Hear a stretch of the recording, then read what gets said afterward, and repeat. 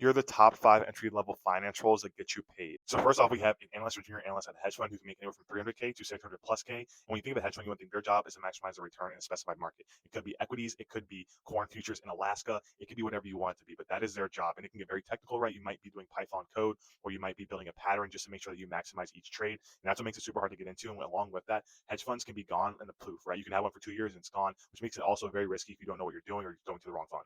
Second, we have private equity associates going to make anywhere from 160K to 250K. Those are my sources say. From my personal experience of what I heard, I think it's a little bit more than that. But either way, if you play your cards right in college, this is an exit opportunity. And essentially, what private equity does is think of it like your parents buying a mortgage on their house, and they pay down their mortgage, and then when they sell the house, they get more money than they put into it during the down payment. Same thing with private equity, but they do that with businesses. And the money in this fund that's used to buy businesses isn't their own money. They get a fee for managing this plus whatever they're able to make on their investment. So as you get higher in the ranks of private equity and you start to have your compensation directly tied to your investments like interest carry, you can make a boatload of money.